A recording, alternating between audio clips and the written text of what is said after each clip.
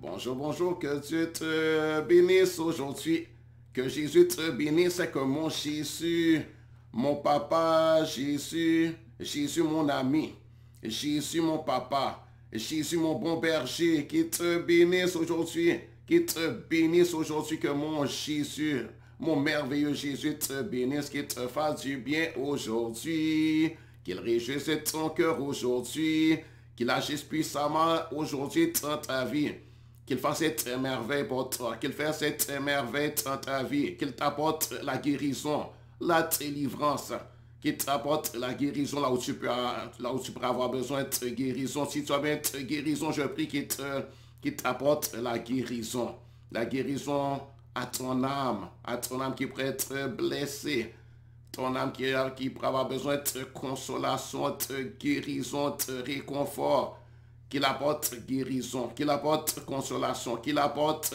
guérison à ton corps, qu'il apporte guérison à ton esprit, à l'intérieur de toi, qu'il te fortifie, qu'il fortifie ton âme, qu'il te réjouisse, qu'il te fasse du bien. Jésus t'aime beaucoup. Sache que le Dieu Tout-Puissant, celui qui s'est manifesté aux hommes, c'est Jésus, c'est Dieu lui-même. Jésus, c'est pas un simple homme, c'est Dieu lui-même. Et il nous a manifesté son amour. Il est venu sur la terre sous la forme d'un homme. Partout où il passait, il faisait du bien aux hommes. Partout où il passait, il manifestait de la bonté et de la bienveillance aux hommes. Il guérissait les malades. Il guérissait ceux qui étaient malades dans leur corps, ceux dont les corps étaient malades, affaiblis. Ceux dont les corps avaient des douleurs, des souffrances, un malfonctionnement dans le corps, un trouble. Le Seigneur Jésus leur apportait la guérison. Tous ceux qui venaient à lui étaient guéris. Il guérissait les malades, il les guérissait de maladies et d'infirmités. Gloire à Dieu. Il guérissait les malades, il guérissait les infirmes, il consolait les cœurs, il faisait du bien. Et il leur enseignait aussi la parole. Il leur prêchait sa parole.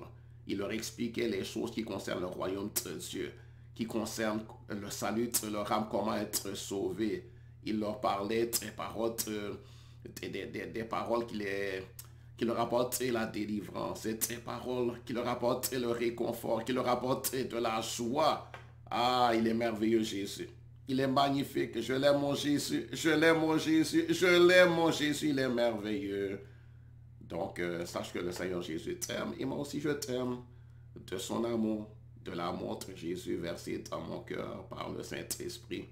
Et d'ailleurs, c'est Dieu lui-même qui nous a commandé de nous aimer les uns les autres, n'est-ce pas? C'est le commandement de Dieu de nous aimer les uns les autres, d'aimer notre prochain. Et l'amour fait du bien au prochain. Gloire à Dieu. Dieu veut qu'on se fasse du bien les uns aux autres. Dieu veut qu'on prie les uns pour les autres. Dieu veut que le Seigneur veut qu'on fasse tout pour amener sa parole à ceux qui en ont besoin. Parce que la parole de Dieu, ça fait du bien. La parole de Dieu, c'est un médicament. La parole de Dieu, c'est une nourriture pour l'âme, pour ton être intérieur. La parole de Dieu, c'est un médicament. Oui, la parole de Dieu, c'est un médicament. Elle apporte la guérison à l'âme. Elle apporte la guérison au point de vue émotionnel, au point de vue des sentiments, au point de vue des émotions, au point de vue de notre esprit, au point de vue de notre pensée. La parole de Dieu apporte la paix. La parole de Dieu apporte... La parole de Dieu permet, mais dans nos pensées, nous permet d'avoir des bonnes pensées. Des bonnes pensées. Pensées de paix. Pensées de paix. Au lieu de penser de guerre. Au lieu de penser de dispute, de querelle, de division, d'animosité, d'hostilité à l'égard du prochain. La parole de Dieu amène dans nos cœurs des pensées de paix. La parole de Dieu fait de nous des hommes et des femmes de paix. La parole de Dieu vient et la parole de Dieu nous nettoie, elle fait un nettoyage à l'intérieur de nous. Parce que la parole de Dieu est accompagnée du Saint-Esprit. Gloire à Dieu. Le Saint-Esprit, l'Esprit de Dieu accompagne sa parole. Oh, il est merveilleux, Jésus. Et Jésus n'est pas là maintenant physiquement, mais il est là par son esprit. Jésus avait dit à ses disciples, je m'en vais et je reviens et je serai avec vous tous les jours jusqu'à la fin du monde. Donc, je sais que Jésus est avec moi par son esprit. Le Saint-Esprit, c'est l'esprit de Jésus. Donc, Jésus est avec moi tous les jours. Si toi, tu es un enfant de Dieu sauvé par grâce, par le moyen de la foi, si tu es un disciple de Jésus, eh bien, sache que Jésus est avec toi. Hein? Il est là véritablement par son esprit. Le Saint-Esprit, c'est l'esprit de Jésus. C'est Jésus avec toi, avec moi, avec tous ses disciples. Et si toi qui m'écoutes, tu n'as pas Jésus avec toi, eh bien, demande à Jésus d'être avec toi. Demande à Jésus d'être ton sauveur, d'être ton ami, d'être ton protecteur, ton défenseur, ton sauveur. Et il sera là avec toi. Demande à Jésus d'être ton bon berger. Il le fera. Demande à Jésus d'avoir communion avec toi. Demande à Jésus d'avoir relation personnelle intime avec toi. Et il le fera, il le veut. Hein? Il veut être avec toi. Il veut être un papa pour toi. Il veut être un père pour toi, comme il est un père pour moi. Il m'a adopté. Je suis son enfant chéri, son enfant bien-aimé, son enfant d'adoption et je suis son ami. Ah oui, je suis son ami, je suis son disciple aussi. Parce que Jésus a dit d'aller faire de toutes les nations tes disciples. Il a dit à ses disciples, allez dans toutes les nations et faites tes disciples pour moi. Et bien moi, je suis un disciple de Jésus. Moi, je suis un Jésus. Je suis en train de suivre, je me suis attaché à Jésus. Je me suis attaché à Jésus, je suis en train de le suivre. Je suis en train de suivre, de l'écouter. J'écoute Jésus, je vais entendre ses paroles, je vais apprendre de lui. Je suis son disciple. Ah, et avec joie, je suis fier d'être disciple. Ah, je suis son élève, j'apprends de lui. Par son enseigne, par le moyen des écrits de ses apôtres et des prophètes de ses et je reçois avec joie. Ah, je mange. La parole de Dieu, c'est une nourriture aussi. Je mange. La parole de Dieu me fortifie. La parole de Dieu me fait du bien. La parole de Dieu me restaure. Et le Saint-Esprit, il est en train d'agir dans ma vie à Dieu et qu'il agisse aussi dans ta vie. Je crois qu'il agit aussi dans ta vie à toi, qui est un enfant de Dieu. Gloire à Dieu. Alors aujourd'hui, j'accorde à vous parler de l'offrande. Parce que dans la Bible, vous allez voir que Dieu avait donné, Dieu va être honoré. Dieu va être honoré. Je vais vous parler de l'offrande. Apporter une offrande à Dieu. Apporter une offrande. Et je vais parler de la dîme dont la Bible parle. Hein? Donc je vais parler de Dieu et de Dieu qui a donné, qui mérite d'être honoré. Et qui a dit, et vous allez voir que dès le début de la création, Dieu avait donné des instructions et il a montré aux hommes qu'il avait créés à l'honorer, que c'est important d'honorer Dieu. N'est-ce pas? C'est important d'honorer Dieu en apportant à Dieu une offrande. Et en apportant à Dieu la dîme aussi. Donc, je vais parler de ce sujet. Parce que c'est un sujet important et vous allez voir que dans la Bible, dès le départ, la première action que j'ai vu qu'on fait les enfants d'Adam et d'Ève, qui étaient Caïn et Abel, c'était d'apporter une offrande à Dieu. Et donc, s'ils ont fait ça, c'est que sûrement ils ont reçu instruction de le faire. Leurs parents, Adam et Ève, leur ont enseigné cela, parce que sinon, où auraient-ils pris cela? Et tous les deux ont fait une offrande à Dieu. L'un a fait une offrande qui n'a pas été... Dieu n'a pas porté un regard favorable. Il n'a pas pris plaisir à son offrande. Parce que ce n'est pas parce qu'on fait une offrande à Dieu que Dieu va nécessairement y prendre plaisir. Si on ne fait pas la chose avec un bon cœur, si on fait la chose avec comme si c'est par contrainte, comme si on se sent forcé, si on le fait vraiment, on apporte l'offrande, mais on n'est pas content d'avoir eu à le faire. On n'est pas content, on ne le fait pas avec joie, on ne le fait pas avec plaisir. Si on le fait, mais on se plaint dans notre cœur, on se plaint à l'intérieur de nos pensées intérieures, et on n'est pas content de le faire, on le fait, mais vraiment comme, ou bien on le fait chichement, on le fait, mais ah là là, on n'est pas content. C'est comme si c'est une perte pour nous. C'est comme si on n'est pas content. Eh bien, Dieu n'y prendra pas plaisir. Hein? Dieu n'y prendra pas plaisir. Donc, je vais vous montrer que c'est une... Moi, je crois que c'est une ordonnance de Dieu. C'est Dieu qui le veut. Et c'est bon d'honorer Dieu. C'est tout à fait normal. Hein? N'est-ce pas lui qui nous a créés? N'est-ce pas lui qui nous a fait? Est-ce que tout ce qu'on possède ne vient pas de lui? Il a créé cette belle planète qu'on appelle la Terre. La planète Terre, il nous l'a donnée pour qu'on en jouisse, nous les hommes. Hein, il a tout créé, il a tout fait. Hein, par son intelligence, par sa sagesse, c'est son travail, c'est le fruit de son travail. C'est son œuvre, c'est son action puissante qui a amené ces choses à l'existence.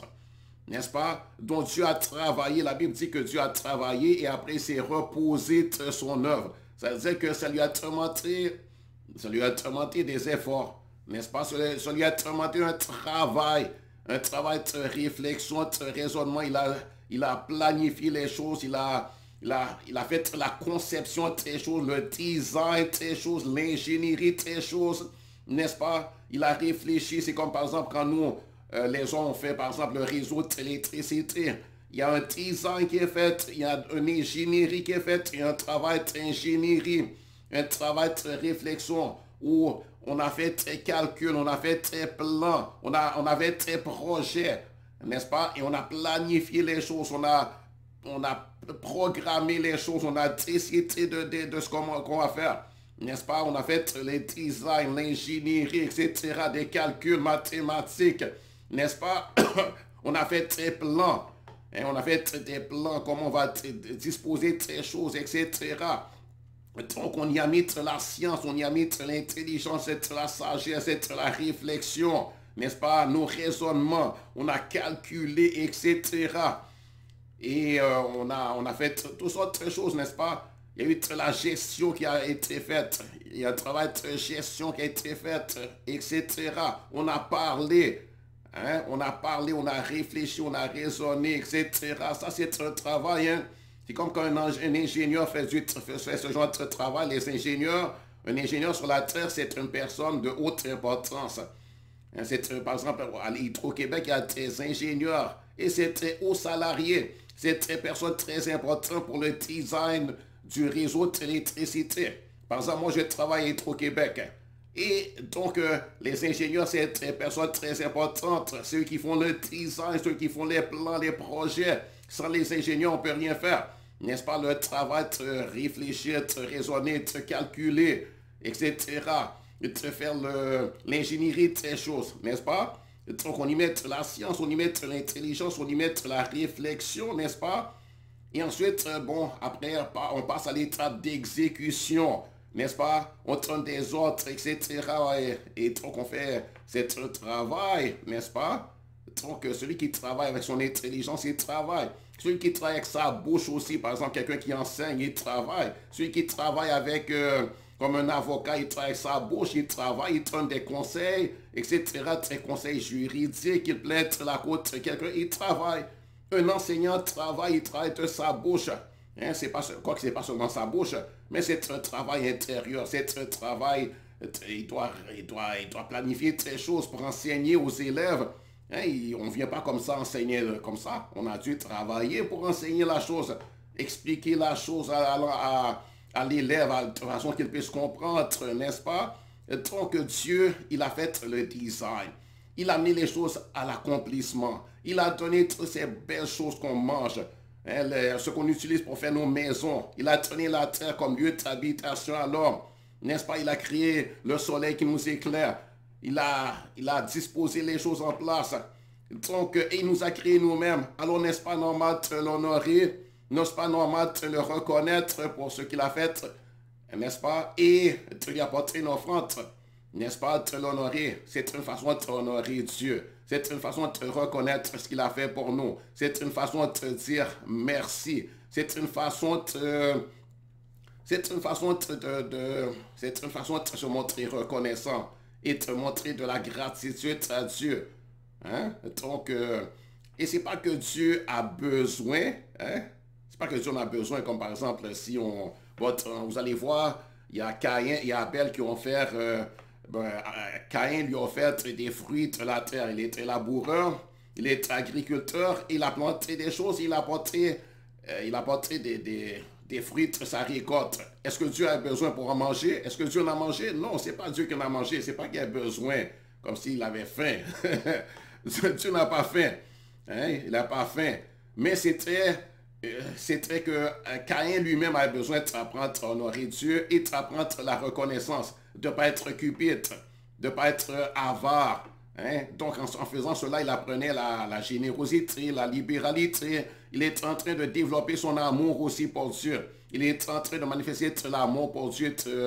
Et en même temps aussi en faisant ça, il allait être enseigné et il allait être entraîné à manifester la bonté, de l'amour envers l'homme, son prochain, n'est-ce pas? Et s'il n'était même pas capable de manifester l'amour envers Dieu, comment il pouvait ensuite manifester l'amour et la bonté et la bienveillance envers l'homme, son prochain?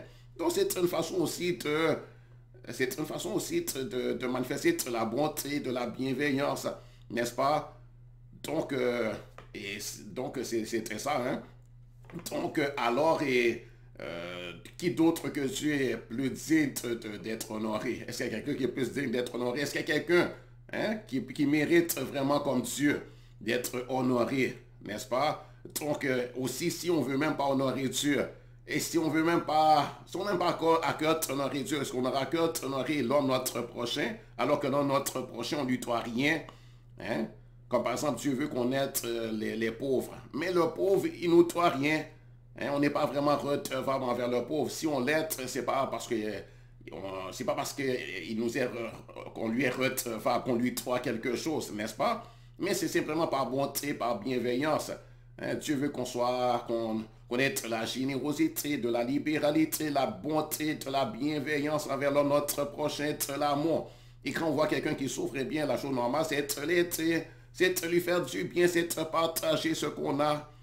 Hein? Donc, alors, si vous allez voir, donc, je vais lire et je vais vous montrer que la première action qu'ils ont faite, c'est d'apporter une offrande. La première action qui nous est rapportée, n'est-ce pas? La première action dans la Bible qui nous est rapportée des actions de Caïn et d'Abel, c'est l'offrande. C'est-à-dire c'est important. C'est important, c'est une chose importante. C'est pour ça que l'auteur de ce livre qui s'appelle La Genèse, et d'après ce que je sais, c'est Moïse, il nous a rapporté cela. Donc dans Genèse chapitre 4, il est écrit, au bout de quelques temps, mais je vais commencer, donc Genèse chapitre 4, donc je vais lire plutôt même à partir de Genèse chapitre, au début du chapitre, pour montrer que on parle de la création d'Adam. En fait, on ne parle pas de la création. On parle de la naissance des enfants d'Adam. Et aussitôt, on parle qu'ils ont apporté une offrande au Seigneur. Donc, on va lire Genèse chapitre 4. Et je vais même commencer au verset 1. Juste pour vous montrer. Hein, c'est quand même remarquable. Donc,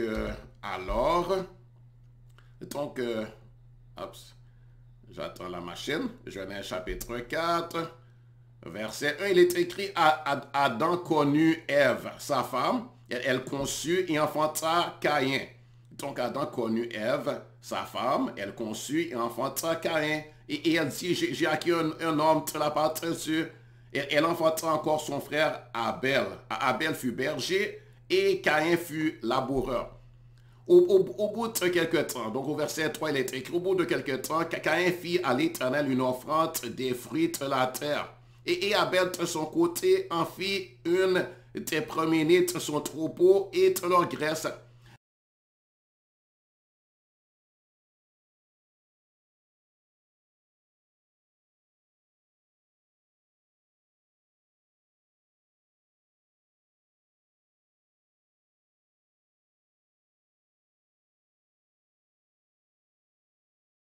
Là-dessus, certainement, si tu agis bien, tu relèveras ton visage. Et si tu agis mal, le péché se couche à la porte et ses désirs se portent vers toi, mais toi, termine sur lui. Donc ici, on voit que le Seigneur a dit à Caïn que s'il agit bien, eh bien, il va relever son visage. Donc, ça veut dire que Caïn avait mal agi. Donc, c'est-à-dire que Dieu s'attendait à quelque chose de bon de la part de Caïn. Il devait agir bien, mais il agit mal. Il a porté une offrande, mais il a porté pas de la bonne façon. Hein? Il a porté pas de la bonne façon. Il a porté, bon, il a porté peut-être en se plaignant, en se lamentant, en gémissant. Il n'était pas content. Il n'a pas fait l'offrande à Dieu avec joie. Ou bien il a porté les fruits, par exemple, il a porté des fruits chétifs. Hein, si on peut dire comme ça, ben, pour les fruits. Il a porté les fruits qui étaient les plus petits. Hein, ceux qui étaient beaux, ceux qui étaient bien, bien tordus. Hein, ceux qui étaient bien juteux, par exemple. Hein. Il n'a pas porté, il a porté les choses qui étaient desséchées, les choses qui étaient de piètre qualité. N'est-ce pas? Il a porté les choses de piètre qualité à Dieu. Comme si, bon, hein, les choses les meilleures, il a gardé ça pour lui. Pour lui, pour sa maison, pour manger. Miam, miam, miam. Hein, il a pris ça, il a gardé ça pour lui. Et les choses médiocres, les choses de second rang, les choses médiocres, hein, il a donné ça en offrande à Dieu, disant, Dieu, voici, je t'offre. N'est-ce pas? Et puis Dieu, la Bible dit que Dieu n'a pas porté un regard favorable à Caïn et à son offrande. Mais Abel, Dieu porte un regard favorable sur Abel et sur son offrande. Donc, ça veut dire qu'Abel, lui, il a bien fait. Abel a porté ce qu'il avait de meilleur, ce qui est excellent, ce qui est bon. Parce que, par exemple, il a porté une brebis, mais pas une brebis chétive. Hein? Parce que quelqu'un pourrait apporter une brebis, oui, mais c'est une brebis chétive. Quelqu'un pourrait apporter une brebis, mais c'est une brebis qui a été blessée, hein, par exemple par un loup. Hein? Il pourrait apporter une brebis, mais une qui n'est pas chétive, une qui est maladive, ou bien une qui est carrément malade, une qui est infirme, une qui a un œil pété, un œil crevé, n'est-ce pas? Une qui vraiment là, qui est... Hein, il apporte pas ce qui a de meilleur, il apporte par exemple une brebis chétive. N'est-ce pas? Une brebis malade, une brebis maigre, maigrichon. Hein? Donc Dieu n'était pas... Si par exemple Abel avait fait ça, d'apporter une brebis malade, chétive, maigrichon, infirme, ben Dieu n'aurait pas pris plaisir. Il aurait dit, mais pourquoi est-ce que c'est celle-là que tu m'apportes? Hein? Tu veux m'honorer et puis c'est ça que tu m'apportes. Toi, tu gardes ce qui est bon pour toi, ce qui est excellent, ce qui est en bonne santé, ce qui est bien important. Et puis à moi, tu apportes quelque chose de médiocre, hein, quelque chose de malingre, quelque chose de chétif. Hein? Et il n'aurait pas pris plaisir. Donc c'est ça qui est arrivé. Hein? Ou bien si il apporte, mais peut-être qu'il apporte par exemple la brebis, il apporte, n'est-ce pas? Il pourrait apporter la brebis qui est en bonne santé et tout ça. Mais s'il apporte et puis dans son cœur, il se plaint. Et dans son cœur, il ne donne pas avec joie. Hein? Il y a de l'irritation contre Dieu. Il n'est pas content que Dieu en tant que de l'instruction que Dieu dit, vous devriez m'apporter. Hein? C'est bon de m'apporter, je m'attends que vous m'honoriez. Hein? D'ailleurs, vous voyez même les gouvernements de la terre. Même les gouvernements de la terre, ils prélèvent des impôts de la part des gens, n'est-ce pas? Et on le fait. Ils prélèvent des impôts, tellement qu'on leur apporte des impôts. Hein, bien sûr, c'est pour l'entretien du pays, n'est-ce pas? Les impôts, c'est une bonne chose d'apporter l'impôt. On sait ce qu'ils font avec, n'est-ce pas? Moi, je suis au Canada et on apporte des impôts, n'est-ce pas? Et les impôts, ils prélèvent des impôts aussi, ils taxent. Mais c'est pour les routes, c'est pour bâtir les routes, c'est pour l'entretien des hôpitaux, pour bâtir l'hôpital, payer, par exemple, pour les médecins, pour les infirmières et tous les gens qui donnent les soins, n'est-ce pas? Les routes, il faut bien quelqu'un pour l'entretenir, ça ne va pas s'entretenir tout seul. Il y a besoin d'argent, le gouvernement a besoin d'argent pour faire toutes les activités qu'ils ont à faire et pour gérer tout ce qu'ils ont à gérer. Et donc, on apporte nos impôts et on devrait le faire avec joie. En tout cas, moi, j'apporte mes impôts. Hein, quoique, en fait, le gouvernement ici, quand tu travailles, il a commandé aux employeurs de te l'enlever. Hein? Tu n'as même pas le choix de toute façon. Tu n'as même pas le choix, ils vont te l'enlever. Si tu es travailleur et tu travailles par exemple pour une compagnie, ou bien directement pour le gouvernement, ou bien pour un commerce, l'employeur est supposé retirer les impôts automatiquement. Ils n'ont pas à te demander même la permission. Donc, en réalité, tu n'as même pas le choix. Tu n'as même pas le choix. Hein? Et puis, quand il y a aussi les taxes de vente, ce qui est une forme d'impôt aussi. n'est-ce pas, une forme d'imposition. Donc ça aussi, n'est-ce pas, oui, les gouvernements humains le font parce qu'il y a des choses à gérer, ça demande de l'argent, ça demande des liquidités, ça ne va pas se faire tout seul. Et puis les employés du gouvernement, ils ont besoin de ressources pour faire leur travail et ils ont un salaire aussi. Et puis les choses que le gouvernement établit, même les routes qui doivent être entretenues, nettoyées, bâties, etc. et entretenues. Par exemple, quand c'est brisé, il faut le refaire. Ça demande de l'argent. Les hôpitaux ici, il y a le système médical gratuit. Quoi, c'est pas vraiment c'est gratuit pour toi. Hein? Pour toi, le citoyen, c'est-à-dire que tu n'as pas à payer parce que ici au Canada, c'est comme ça qu'ils font les choses, mais ça coûte de l'argent. Les médecins, c'est des employés bien payés, n'est-ce pas? Des travailleurs bien payés, il faut les payer. Les infirmières aussi, et ils sont dignes de leur salaire. Hein? Ils sont dignes, ils ont travaillé pour ça, ils ont étudié fort pour acquérir le diplôme et pour acquérir les capacités, la formation et toutes les habiletés pour faire leur métier.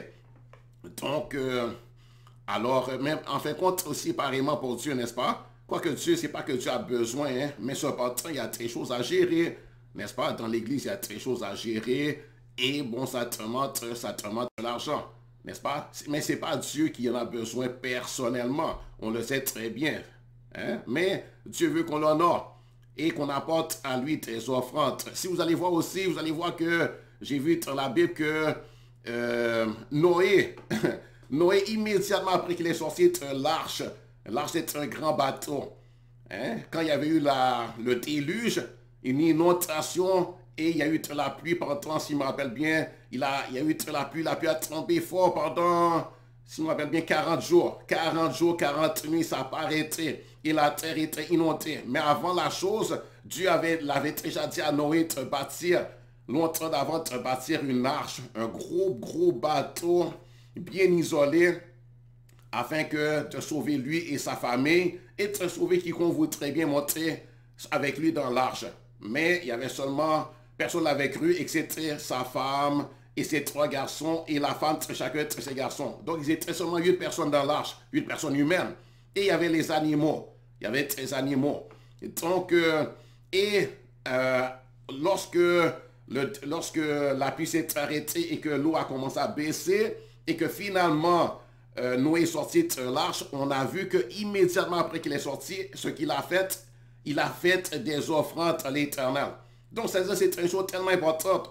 Et puis, rappelez-vous que dans ce temps-là, pendant le déluge, tous les animaux qui étaient à l'extérieur de l'arche ont péri. Ils sont morts. Donc, il n'y avait pas l'abondance d'animaux sur la terre. Il n'y a pas l'abondance, par exemple, de vaches, les moutons, etc. Noé avait pris avec lui, s'il m'appelle bien, un mâle et une femelle de chaque animal. Et certains animaux, il avait pris 7. Donc, en fait, il n'y a pas beaucoup d'animaux. Et ils étaient restés dans l'arche pendant, s'il m'appelle bien, à peu près 1 an. Hein? Donc, pendant qu'ils étaient dans l'arche, ils ont eu le temps de se reproduire, mais ce n'était pas quand même l'abondance, cet animal, il n'y avait pas beaucoup. Hein? Et la terre, c'est vaste. Mais il a pris de ces animaux-là, par exemple, des bœufs, il a pris ces animaux et il a offert un sacrifice à l'Éternel. Hein? Il les a offerts en holocauste, c'est-à-dire il les a mis à mort et il a fait brûler ça, il a offert un sacrifice à Dieu, en offrande à Dieu. Je vais vous le lire.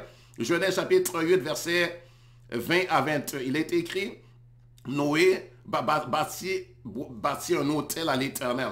Il prit toutes les bêtes. Donc, je vais les lire à partir du début pour que vous voyez le début de la chose. Genèse chapitre 8.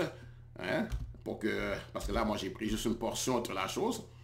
Donc, Genèse chapitre 8. Il est écrit... il est écrit... Donc, Genèse chapitre 8. Au bout de 40 jours...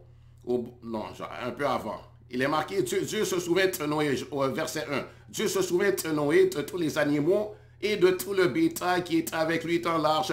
Et il fit passer un vent sur la terre et les eaux s'apaisèrent. Les sources de l'abîme et les écluses des cieux furent fermées. Et la pluie ne tomba plus du ciel. Les eaux se retirèrent dessus la terre, s'en allant et s'éloignant. Et les eaux diminuèrent au bout de 150 jours. Le 7e mois, le 17e jour du mois, l'arche s'arrêta sur les montagnes d'Ararat.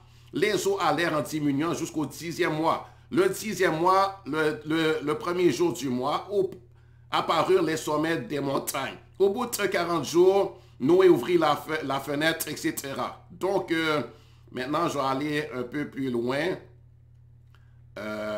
Je vais aller un peu plus loin. Donc, c'est juste pour vous montrer qu'ils étaient vraiment dans l'arche. Maintenant, je suis arrivé au verset 20.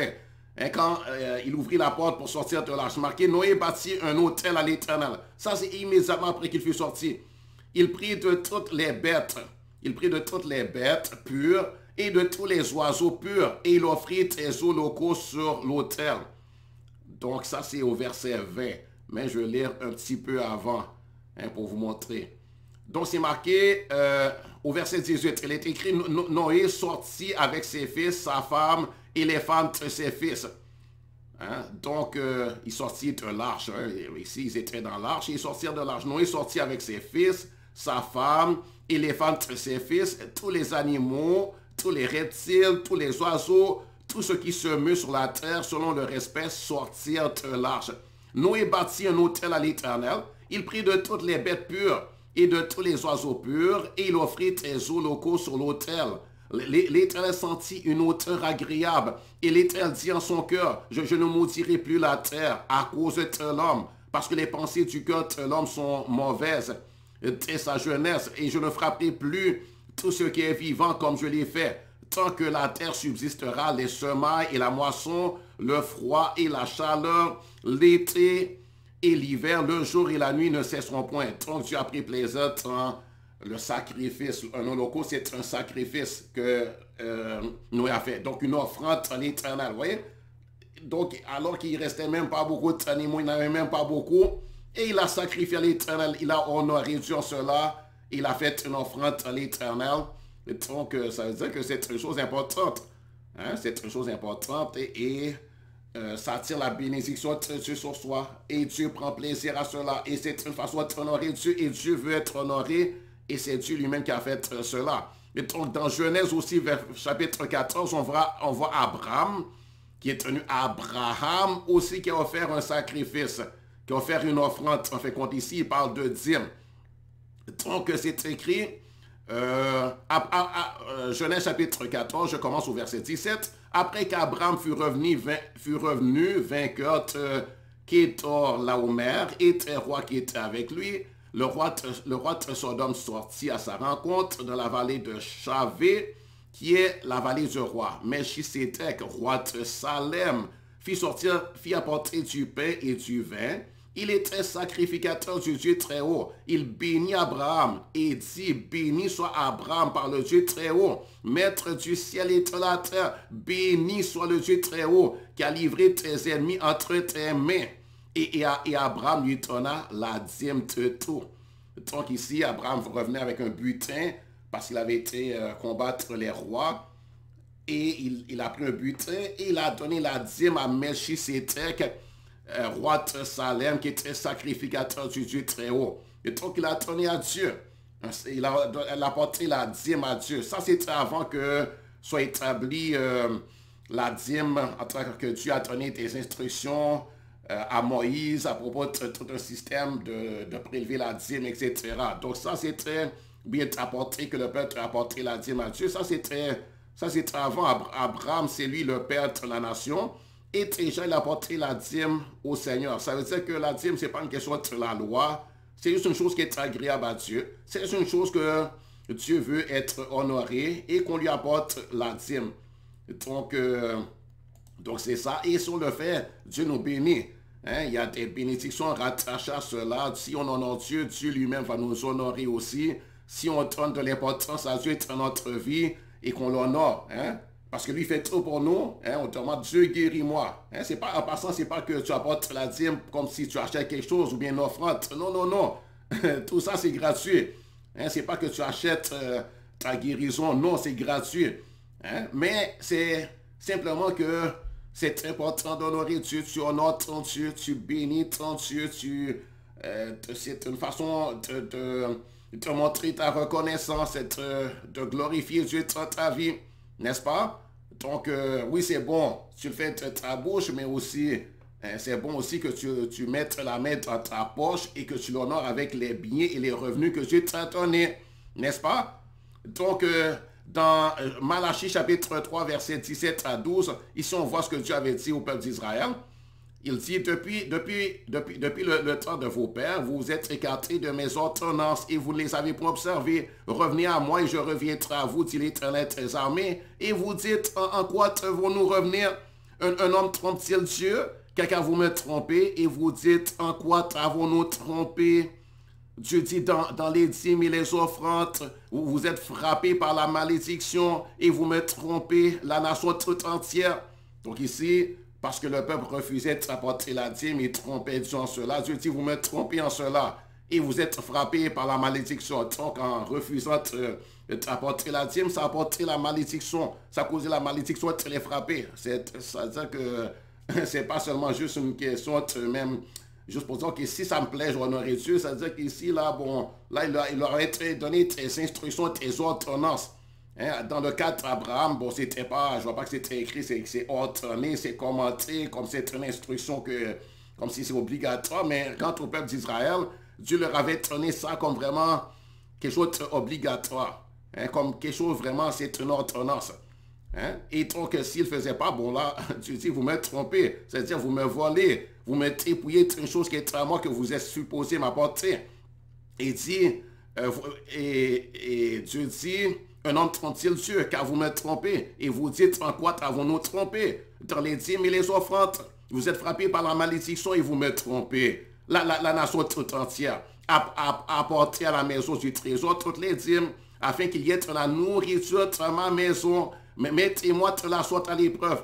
Donc Dieu dit apporter afin qu'il y ait de la nourriture dans ma maison. Là, sa maison, bon, c'était le temple à Jérusalem, c'était aussi leur lieu de... Enfin,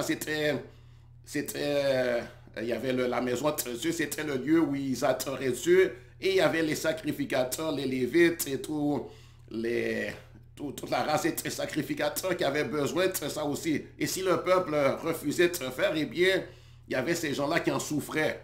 Qui souffraient et qui manquaient de ce dont ils avaient besoin parce que Dieu leur avait dit qu'eux, ils devaient être au service de Dieu et qu'ils devaient se nourrir des dîmes et des offrandes que le peuple leur apportait. Que eux, et puis aussi dans la distribution de l'héritage, Dieu leur avait pas donné des villes et toutes sortes de biens les villes et toutes sortes de choses, l'héritage matériel.